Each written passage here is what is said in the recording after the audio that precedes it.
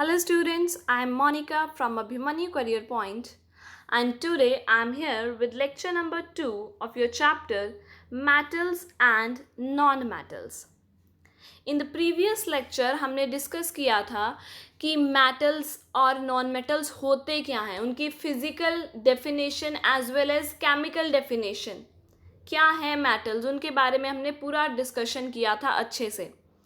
And then हमने उनकी chemical properties को यूज़ करके मेटल्स की केमिकल रिएक्शंस करवा के हमने देखा था कि कौन से ऐसे मेटल्स हैं जो जल्दी रिएक्ट करते हैं and can be called as most reactive elements,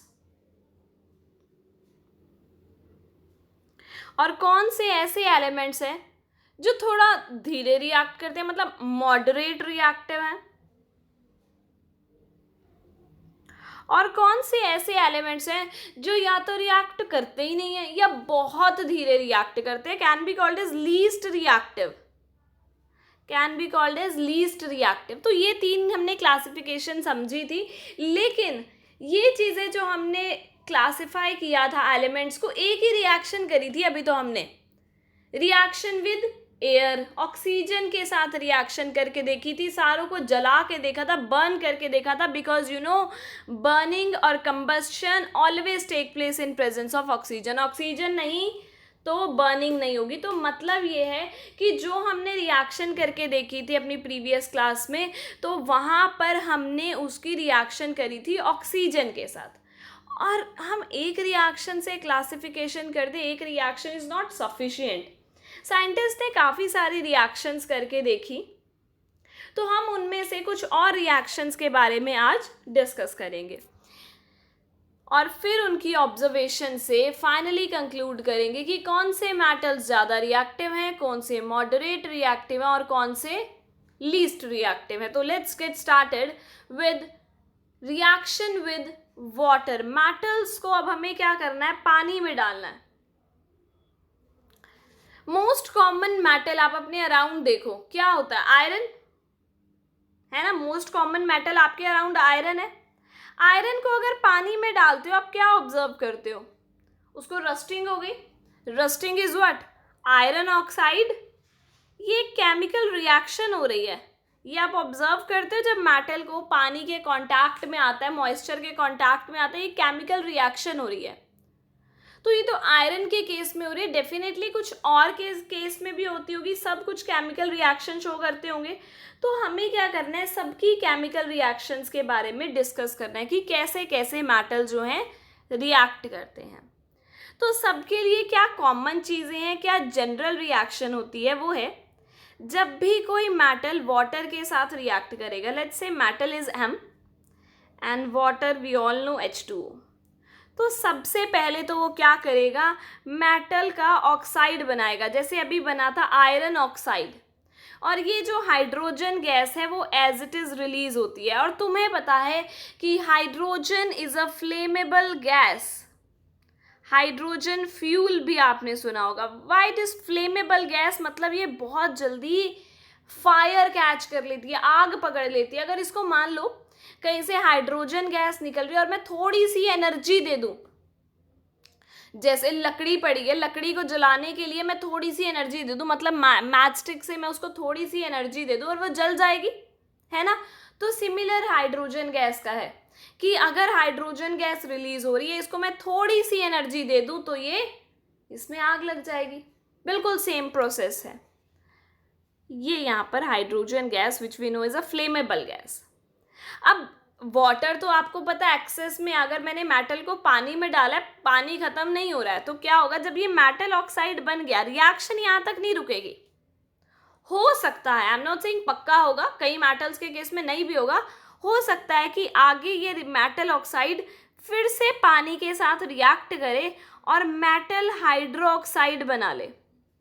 क्या बना ले, मेटल हाइड्रोक्साइड. और इस रिएक्शन, अगर ये रिएक्शन हो तो हो सकता है कि इसमें बहुत सारी हीट रिलीज हो, या हो सकता है कम हीट रिलीज हो, या हो सकता है कि हीट रिलीज ही ना हो. अलग अलग रिएक्टिविटी पे डिपेंड करता है. लेकिन अगर अब आप सोचो हीट रिलीज हो रही है, तो इस रिएक्शन को क्या कहेंगे, एक्सोथर्मिक रिएक्शन. यस, ये रिएक्शन एक्सोथर्मिक हो सकती है। और अगर इसमें देखो पहले स्टेप में हाइड्रोजन गैस रिलीज हुई, दूसरे स्टेप में हीट रिलीज होगी, अगर ऐसा हुआ, कुछ ऐसे मेटल्स होंगे जिनके केस में ऐसा होगा, तो hydrogen plus heat means fire, we know that. अभी अभी हमने पढ़ा कि hydrogen gas is a flammable gas और वहां पे सेकेंड स्टेप में हीट रिलीज हो रही है, और जब भी हम हाइड्रोजन गैस को थोड़ी सी हीट देके इनिशिएट करेंगे तो वो फायर कैच कर लेगा। तो ऐसा इस रिएक्शन में हमें ऑब्जर्व होगा अगर सेकेंड स्टेप रिएक्शन होगी, और अगर सेकेंड स्टेप रिएक्शन में काफी हीट रिलीज होगी तब। तो अब इसके बारे में स्टडी करते हैं, अलग अलग मेटल्स के एग्जाम्पल लेते हैं और उनकी रिएक्शंस को स्टडी करते हैं। तो सबसे पहले जो हमने ऑब्जर्व किया, सोडियम और पोटाशियम तो बड़े वॉयलेंटली इसमें रिएक्ट करते हैं, जैसे एयर के साथ भी हमने पढ़ा था, वो बड़े वॉयलेंटली एक्ट करते हैं। क्यों, उसको भी अभी हमारे को समझ आएगा। These metals react with water or moisture, मतलब H2, चाहे वो हवा में ही क्यों ना हो। हमने लास्ट टाइम में पढ़ा था कि हवा में निकालते ही उन्हें आग लग जाती है, due to this same reason, क्योंकि हवा में मॉइस्चर भी है present in air and release high amount of heat. क्योंकि देखो सोडियम, मान लो I am taking example of sodium, आप सोडियम पोटाशियम कुछ भी ले लो, इसको वाटर या मॉइस्चर के कांटेक्ट में आए, सबसे पहले तुम्हें पता है sodium oxide plus hydrogen gas release होगी, hydrogen which is a flammable gas. अब ऐसा तो है नहीं कि पानी खत्म हो गया हमारे ग्लास में, उसमें और वाटर होगा, H2O होगा, उसके साथ ही अटैक करेगा, ये सोडियम ऑक्साइड का बन गया सोडियम हाइड्रोक्साइड। और ये reaction sodium being very reactive, इसमें क्या है, काफी सारी हीट रिलीज होती है, एंड हाइड्रोजन इस हीट को कैच करता है और क्या कॉज करता है, फायर कॉज करता है, as we all know. Hydrogen released in above reaction catches the heat evolved and cause fire as hydrogen is very flammable gas। तो इसीलिए सोडियम और पोटाशियम को कभी भी वाटर के कांटेक्ट में नहीं रखा जाता, नॉट इवन इन एयर, क्योंकि एयर में भी मॉइस्चर होता है। और हमने जो लास्ट रिएक्शन पढ़ी थी, हमने पढ़ा था कि जब हम सोडियम पोटाशियम को एयर में लेकर आए, वैसे ही उन्होंने क्या कैच कर ली, फायर कैच कर ली, क्योंकि एयर में भी क्या है, मॉइस्चर है, H2O है। तो सेम रिएक्शन हुई, सबसे पहले सोडियम ऑक्साइड बना, वहां तक रिएक्शन रुकी नहीं because sodium is very reactive, sodium hydroxide बना और बहुत सारी हीट रिलीज हुई, हाइड्रोजन ने हीट को कैच किया और आग लग गई। इसीलिए सोडियम और पोटाशियम को पानी से दूर हमेशा कैरोसिन ऑयल में डिप करके रखा जाता है, they are kept in kerosene oil. तो जब भी क्वेश्चन आएगा why sodium and potassium are kept in kerosene oil, because they catches fire when came in contact with water और मॉइस्चर।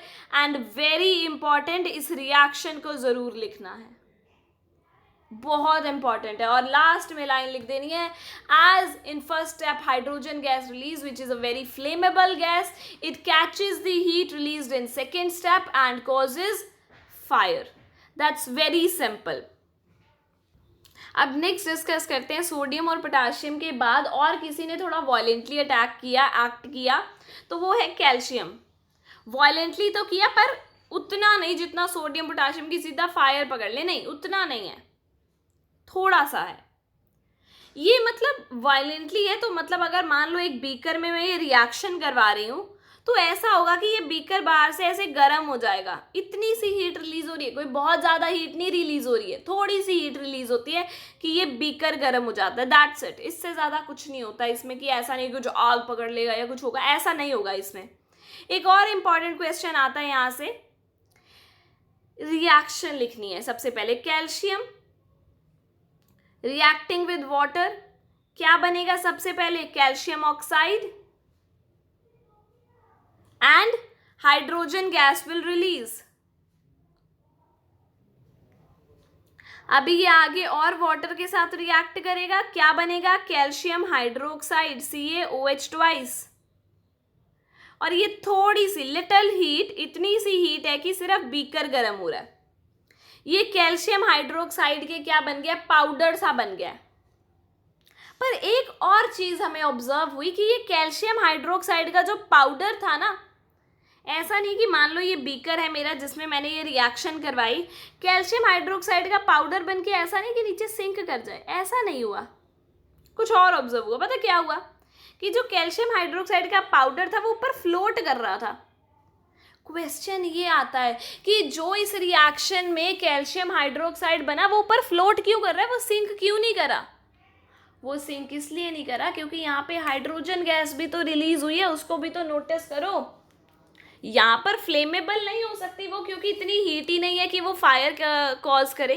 पर हाइड्रोजन गैस की तुम्हें पता है डेंसिटी कम है, हमेशा ऊपर की तरफ जाती है गैस, तो वो क्या करती है, हाइड्रोजन गैस के बबल्स बन जाते हैं और कैल्शियम हाइड्रोक्साइड उसके अंदर इंट्रैप हो जाता है, और उसी के साथ कैल्शियम हाइड्रोक्साइड भी ऊपर की तरफ फ्लोट करने लग जाता है। कैल्शियम हाइड्रोक्साइड के साथ वो हाइड्रोजन गैस के पार्टिकल्स चिपक गए हैं और वो ऊपर की तरफ वैसे ही फ्लोट कर रहे हैं। That is why calcium hydroxide floats over water in this reaction. So calcium clear हो गया, मीडिएटरी सा रिएक्टिव है, सोडियम पोटाशियम जो बहुत ज़्यादा हाईली रिएक्टिव में है। उसके बाद आते हैं नेक्स्ट हमारा मैग्नीशियम। मैग्नीशियम को अगर मैंने नॉर्मल कोल्ड वाटर में डाल दिया ना, रिएक्ट ही नहीं करेगा, नहीं, उसके लिए अगर मुझे चाहिए वो हॉट वाटर चाहिए, पानी को गर्म करना पड़ेगा तब जाके रिएक्शन होगी। अब तुम देखो, पानी को गर्म करने के लिए हीट देनी पड़ेगी, हीट देनी पड़ेगी मतलब एंडोथर्मिक रिएक्शन, वो ये वाली रिएक्शन। एज आई सेड, मैंने रिएक्शन को स्टार्ट करते हुए ही बोला था कि हो सकता है कुछ रिएक्शंस मुझे एक्सोथर्मिक मिले, कुछ रिएक्शंस हो सकता है मुझे रिएक्शन करवाने के लिए हीट देनी पड़े। तो यहाँ पर मुझे मैग्नीशियम के लिए हीट देनी पड़ती है, यहाँ पर कोई हीट रिलीज, कोई फायर कॉज होने वाला सीन नहीं है, ये क्या है, एक एंडोथर्मिक रिएक्शन है। क्लियर? Okay fine. उसके आगे हम पढ़ते हैं एल्यूमिनियम, आयरन और जिंक। ये तो हॉट वाटर के साथ भी रिएक्ट नहीं करते, ये रिएक्ट करते हैं स्टीम के साथ। अभी तो मैंने बोला था कि आयरन जो है वाटर के साथ ऐसे है ना, पढ़ा था हमने अभी, iron in the presence of water gives iron oxide. Rusting की प्रोसेस अभी हमने पढ़ी थी। पर बच्चे अगर देखो, मान लो ये पानी है, इधर मैंने डिप करके पानी में आयरन के नेल्स डाले हैं, तो एक्चुअल में होता क्या है, जो मॉइस्चर, जो वेपर्स होते हैं, वाटर वेपर, स्टीम क्या है, steam is the vapours of water ना। तो जो वेपर्स होते हैं वाटर के, which have greater kinetic energy, वो जल्दी से रिएक्ट करते हैं। तो यहाँ पर जो वाटर वेपर्स की जो रिएक्शन होती है वो बड़ी फास्ट होती है, और वही जो है ये रिएक्शन कॉज कर पाते हैं। खाली पानी इन लिक्विड स्टेट नहीं कर पाता, बट इन गैसियस स्टेट करता है। क्लियर? तो एल्यूमिनियम, आयरन और जिंक वाटर के साथ कौन सी स्टेट में एग्जिस्ट करते हैं, जब वाटर गैसियस स्टेट में हो। क्लियर? गैसियस स्टेट में रिएक्शन इजी हो जाती है, क्योंकि आपको पता है जब वाटर गैसियस स्टेट में होगा उसकी काइनेटिक एनर्जी ज़्यादा होगी, उसमें एनर्जी ज़्यादा होगी, वो जल्दी से रिएक्ट कर सकता है। ठीक है? तो नॉर्मल जो वाटर होगा लिक्विड स्टेट में होगा, cold water, hot water react नहीं करेंगे एल्यूमिनियम, आयरन और जिंक।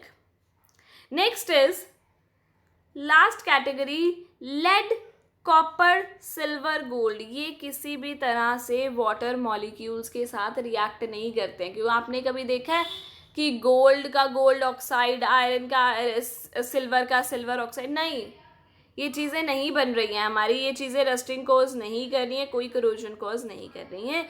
तो ये जो है बहुत लीस्ट रिएक्टिव में आती हैं।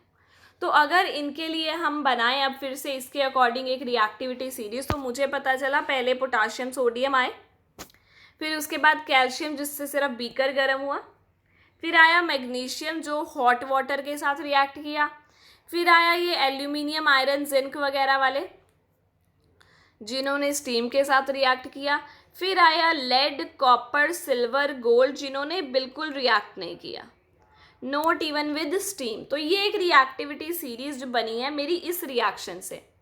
पहली वाली रिएक्शन आप याद करो, बर्निंग से भी कुछ इसी तरह की रिएक्टिविटी सीरीज बनी थी कि सोडियम और पोटाशियम बड़ी वॉलेंटली रिएक्ट करे थे, एल्यूमिनियम ने ऐसे रिएक्ट किया, कॉपर ने अगर आयरन की बात करें तो आयरन स्प्रिंकल्स ही रिएक्ट कर पा रहे थे, आयरन फिलिंग्स रिएक्ट कर पा रही थी बस। लेकिन अगर पूरा का पूरा आयरन का रोड ले लूँ वो रिएक्ट नहीं कर पा रहा था। कॉपर की बात की थी कि कॉपर तो सिर्फ कैसे रिएक्ट कर रहा है, थोड़ी देर के लिए ऊपर कॉपर ऑक्साइड की लेयर बनती है ब्लैक कलर की, जैसे ही फ्लेम में से हटाते हैं कॉपर ऑक्साइड की लेयर गायब। सिल्वर गोल्ड रिएक्ट नहीं करते। यही सेम रिएक्टिविटी सीरीज हमारी वहां पर भी बनी थी। क्लियर? तो यहां से ये रिएक्टिविटी सीरीज हमारी बन गई। अब नेक्स्ट रिएक्शन की तरफ चलते हैं, मेटल्स विद एसिड्स। एसिड्स के साथ रिएक्शन देखते हैं कि मेटल एसिड के साथ कैसे रिएक्ट करते हैं। हमने फर्स्ट चैप्टर में भी पढ़ा था इवोल्यूशन ऑफ गैस, वहां पर भी हमने ये रिएक्शन करी थी कि जब भी मेटल एसिड के साथ रिएक्ट करेगा वो क्या बनाएगा, एक सॉल्ट बनाएगा और हाइड्रोजन गैस जो है रिलीज होगी। क्लियर? सारे मेटल्स जो है इसी तरह से रिएक्ट करते हैं, पर वही कोई जल्दी रिएक्ट करता है, कोई धीरे रिएक्ट करता है। लेकिन एक और चीज है, अगर हमने डाला इसमें nitric acid HNO3, HNO3 you know is a good oxidising agent, first chapter में पढ़ा था, जो दूसरे को ऑक्सीडाइज कराता है। तो जो हाइड्रोजन गैस रिलीज होने वाली थी, ये हाइड्रोजन को ऑक्सीडाइज करा के उसको वाटर बना देता है। मतलब अगर किसी मेटल की रिएक्शन करवाओगे HNO3 के साथ तो सॉल्ट प्लस वाटर रिलीज होगा, because nitric acid is an oxidising agent. बाकी रिएक्शन सेम रहेगी, बाकी नाइट्रोजन डाइऑक्साइड वगैरह जो है एक्स्ट्रा रिलीज होगा। क्लियर? पर अभी हमारा मोटिव ये नहीं है कि नाइट्रिक एसिड बाकी के एसिड कैसे रिएक्ट करेंगे, थोड़ा सा क्वेश्चन आ सकता है, बट जो मेन मोटिव है वो है कि कौन से मेटल जल्दी रिएक्ट करेंगे और कौन से मेटल जो है धीरे से रिएक्ट करेंगे।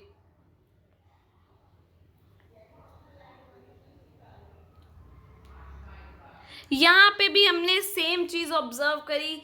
देखो, पोटाशियम और सोडियम अगर इसको डाइल्यूट हाइड्रोक्लोरिक एसिड के साथ भी रिएक्ट करते हैं, बड़ी जल्दी रिएक्ट करते हैं। For example sodium plus HCl, बहुत वायलेंटली, इतनी हीट है इस रिएक्शन में, NaCl प्लस हाइड्रोजन गैस, बहुत जल्दी रिएक्शन होती है। फिर कैल्शियम थोड़ी सी मॉडरेट आती है, बबलिंग होती है। बबलिंग तुम्हें पता है क्यों हो रही है, क्योंकि हाइड्रोजन गैस रिलीज हो रही है ना।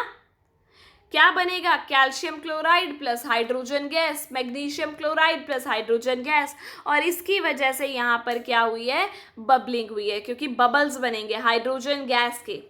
उसके बाद अगर हम बात करें एल्यूमिनियम, जिंक, आयरन, ये जो हमारी नेक्स्ट कैटेगरी इसमें आती है, इनमें क्या है, स्टार्टिंग में रिएक्शन थोड़ी स्लो होती है लेकिन बबलिंग पूरी होती है, हाइड्रोजन गैस रिलीज हो रही है, मतलब रिएक्शन तो होती है इसमें। लेकिन अगर हम और आगे देखें, टिन, आयरन, लेड, ये सारी चीज़ों में अगर देखें, इनमें बबलिंग बहुत स्लो होती है। बबलिंग स्लो हो रही है मतलब हाइड्रोजन गैस धीरे रिलीज कर रही है, हाइड्रोजन गैस धीरे रिलीज हो रही है मतलब रिएक्शन इज स्लो, और speed of reaction is slow. और अगर ये लेड और कॉपर वगैरह की हम बात करें तो बहुत स्लो बबलिंग होती है, वेरी स्लो, मतलब रिएक्शन और धीरे हो गई। और अगर इनकी बात करें, सिल्वर, गोल्ड, प्लैटिनम, कोई रिएक्शन नहीं होती, लीस्ट रिएक्टिव, कोई रिएक्शन नहीं हो रही है यहाँ पर। और जबकि ये वाले जो थे ये बहुत जल्दी रिएक्ट कर रहे थे। क्लियर? ये silver, gold, platinum as I said किसी के साथ रिएक्ट नहीं करते, but they react with an acid known as aqua regia. Now you wonder what is aqua regia? Aqua regia is not just one acid, it is mixture of two acids, two concentrated acids, बहुत concentrated acids हैं, जैसे कि HCl and HNO3, इन दोनों acids का क्या है, mixture है। Clear? इन दोनों का मिक्सचर इनके साथ रिएक्ट करता है। एक्चुअल में होता क्या, मान लो मैंने ये एक्वा रिजिया प्रिपेयर किया और कुछ गोल्ड का मेरा ऑर्नामेंट था वो मैंने इसके अंदर डाल दिया, ठीक है। मान लो पहले जो मेरा गोल्ड का ऑर्नामेंट था वो था 25 ग्राम्स का, जो मैंने एक्वा रिजिया में डाला। लेकिन जब उससे निकालूंगी उसके ऊपर वाली जो टॉप लेयर होगी, मान लो ये गोल्ड की ले वो थी, इसके ऊपर वाली जो टॉप लेयर होगी वो उतर जाएगी, थोड़ी कम हो जाएगी। तो यहाँ पर मुझे अप्रॉक्सीमेटली 23 ग्राम तक का गोल्ड मिलेगा after removing it from aqua regia. यहाँ पर एक्वा रीजिया में क्या होता है, हमारा गोल्ड भी घुल जाता है, गोल्ड भी डिसॉल्व हो जाता है, गोल्ड भी रिएक्ट कर जाता है। अदरवाइज बाकी गोल्ड सिल्वर वगैरह कहीं रिएक्ट नहीं करते हैं, लेकिन इनके साथ ये भी रिएक्ट कर जाते हैं। Aqua regia very important term. Even gold Smith जो होते हैं इसके लिए जो जैसे हमारे ऑर्नामेंट्स होते हैं कुछ गंदे हो जाते हैं ऊपर से, तो उसको क्लीन करने के लिए भी एक्वा रीजिया का यूज़ किया जाता है, लेकिन दैट इज रॉन्ग। बिकॉज अगर आप करोगे एक्वा रीजिया से क्लीन करोगे, आपका गोल्ड ही चला जाएगा। एक्चुअल में आपका ऐसा नहीं कि सिर्फ इम्प्योरिटीज रिमूव हो रही हैं एक्वा रीजिया से, एक्वा रीजिया से तो आपका गोल्ड ही रिमूव हो रहा है, इट्स योर लॉस। तो एक्वा रीजिया का यूज जो है लीगल नहीं है, मतलब लीगल इन द सेंस सोने की चोरी करने के लिए जो लोग होते हैं वो यूज करते हैं इसको जनरली। क्लियर? ये हमारी एसिड के साथ रिएक्शन जो है कंप्लीट हो गई। उसके बाद हम metal with other metal salt, मतलब एक मेटल लिया, मान लो M1, उसको रिएक्ट किया मैंने, ये M1 मेटल है, उसको रिएक्ट किया दूसरे मेटल के सॉल्ट के साथ। And salt we know, salt is just collection of opposite charges. मतलब मान लो कैल्शियम क्लोराइड है, कैल्शियम क्लोराइड एक सॉल्ट ही है ना, कैल्शियम 2 पॉजिटिव, क्लोरीन नेगेटिव, है ना। तो ये कलेक्शन ऑफ अपोजिट चार्जेस। अगर एक मेटल को दूसरे मेटल के सॉल्ट के साथ रिएक्ट करूँ, तुम्हें बताए जो रिएक्टिव मेटल होगा वो दूसरे मेटल को धक्का देके उसकी जगह पे आ जाएगा। मतलब अगर मान लो M1 ज़्यादा रिएक्टिव है कैल्शियम से, तो वो कैल्शियम को फोर्स करके बाहर निकाल देगा और खुद क्लोरीन के साथ, क्लोराइड के साथ कंपाउंड बना देगा और कैल्शियम बेचारा बाहर, है ना। तो यही काम है, जो स्ट्रॉन्ग वाला होगा वो वीक वाले को हटा देगा।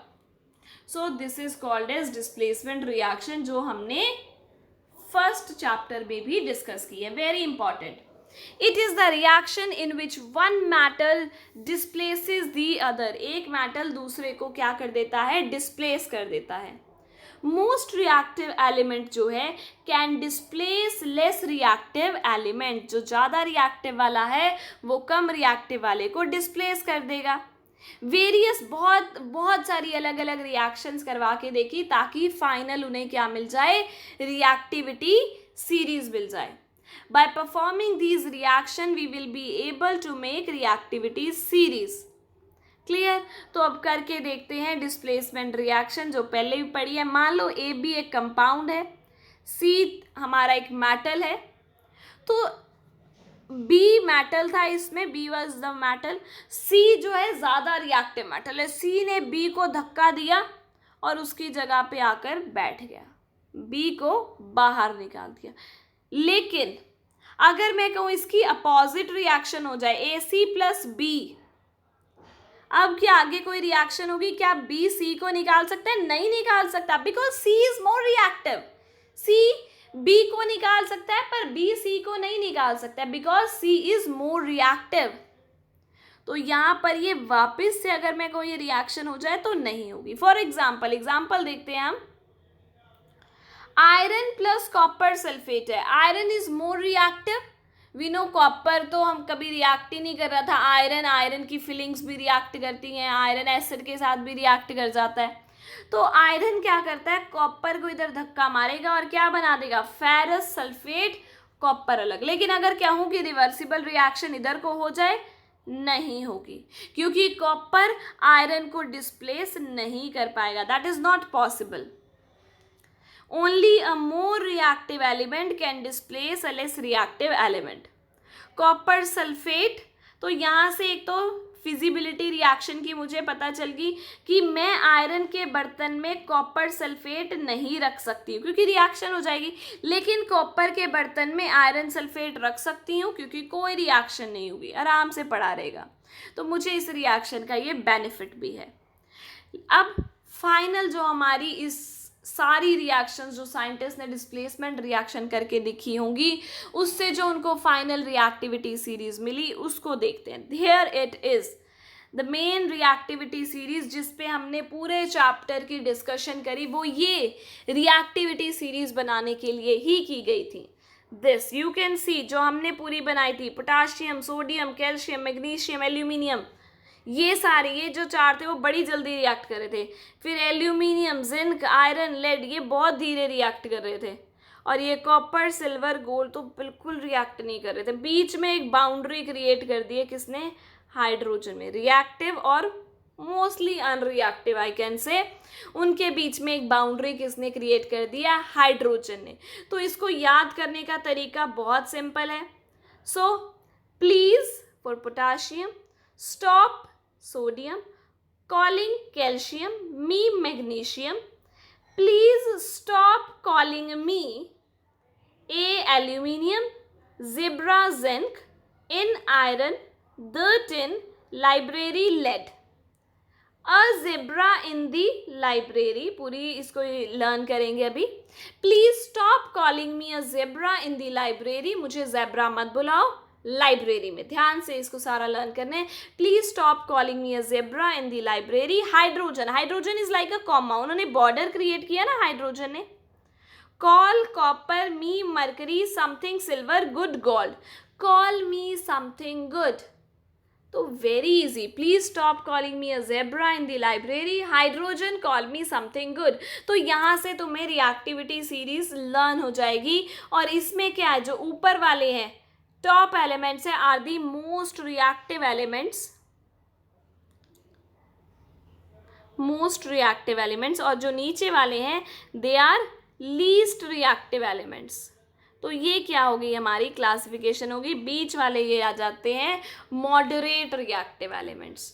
ऊपर वाले जो एलिमेंट्स हैं वो नीचे वाले एलिमेंट्स को डिस्प्लेस कर सकते हैं डिस्प्लेसमेंट रिएक्शन में, लेकिन नीचे वाले एलिमेंट्स ऊपर वाले एलिमेंट्स को डिस्प्लेस नहीं कर सकते because they are less reactive. So ये हमने अपनी सारी कंक्लूजन से रिएक्टिविटी सीरीज बना ली है. For example now I give you a question कि आपको क्या करना है.